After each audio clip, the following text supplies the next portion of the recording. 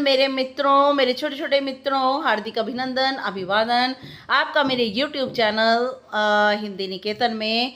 और मैं आपकी अध्यापिका रेनू। और आपको बता दूं कि मेरा एक और चैनल है इंग्लिश का, नायाब थॉट्स इन इंग्लिश। आप उसके ऊपर क्लास 6 का हर एक मटेरियल जो है वो देख सकते हैं। पूर्वी अच्छे से सॉल्व है, बुक्स के चैप्टर से एक्सप्लेन है। ओके, तो ये मेरा नया चैनल है। आपसे बहुत ही विनम्र प्रार्थना है कि मेरे चैनल को लाइक शेयर सब्सक्राइब कीजिए और कमेंट ज़रूर आपने करना है। तो आज हम करने जा रहे हैं कक्षा 6 हिंदी NCERT मल्हार कविता मातृभूमि। और कविता मातृभूमि को जो है वो लिखा है सोहन लाल द्विवेदी जी ने लिखा है। सोहन लाल द्विवेदी जी प्रसिद्ध कवियों में एक हैं। ठीक है, तो आज हम कविता मातृभूमि की का सारांश और केंद्रीय भाव जो है विचार विमर्श करने जा रहे हैं। कविता मातृभूमि, कवि सोहनलाल द्विवेदी। कविता का सारांश।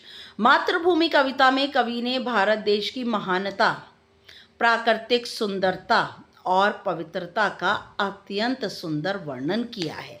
मातृभूमि कविता जो कि सोहनलाल द्विवेदी जी ने लिखी है, इसमें भारत कितना महान है, सभी देशों से सबसे ऊपर है। और प्राकृतिक सुंदरता इसमें वनस्पति, जंतु, जीव, ये सब कुछ, और पवित्रता, और बहुत ही ज़्यादा पवित्र है, इसका बहुत ही सुंदर वर्णन इन्होंने किया है कविता मातृभूमि में।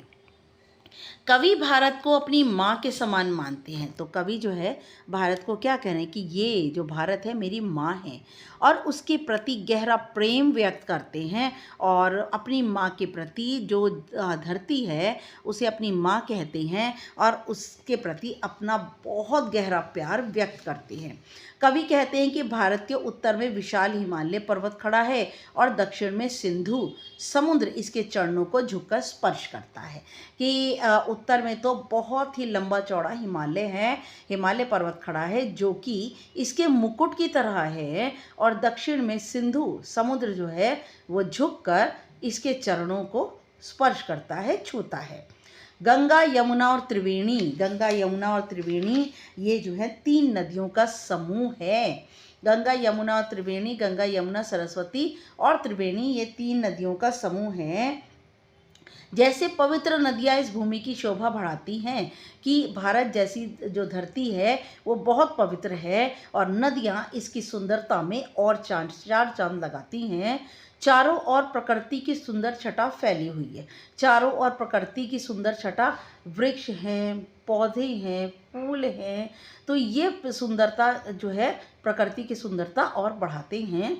भारत की पहाड़ियों से झरने बहते हैं, पेड़ों और झाड़ियों में पक्षी चहचहाते हैं।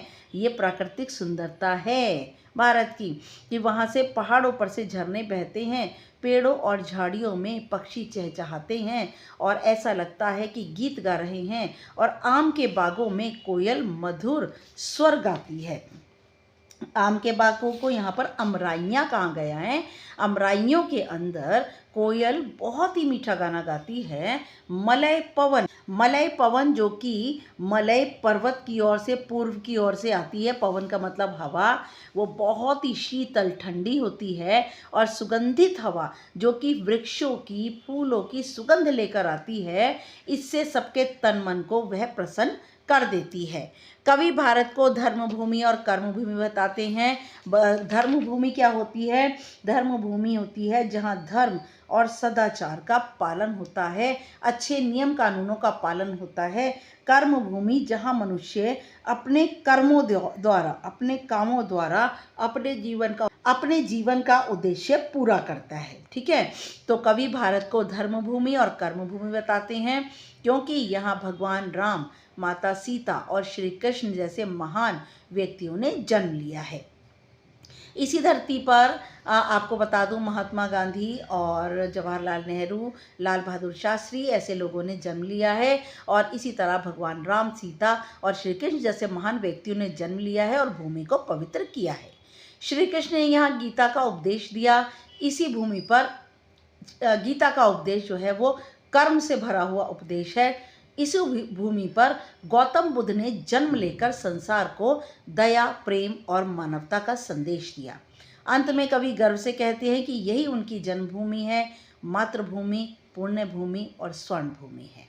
इसका केंद्रीय भाव आइए। इस कविता का केंद्रीय भाव भारत माता के प्रति प्रेम, सम्मान और गौरव की भावना को प्रकट करना है। कवि ने भारत की प्राकृतिक सुंदरता, पवित्रता, संस्कृति और महान महापुरुषों का वर्णन करके यह बताया है कि भारत एक महान, पवित्र और आदर्श देश है। कविता देशभक्ति और मातृभूमि के प्रति श्रद्धा, प्यार और सम्मान की भावना को जगाती है और श्रद्धा और सम्मान की भावना से भरी हुई है। तो कैसा लगा मेरा पढ़ाया हुआ? Thanks for watching my video and my humble request, please मेरे चैनल को लाइक, शेयर, सब्सक्राइब कीजिए। एंड नेक्स्ट वीडियो तक के लिए आपको good luck and good bye.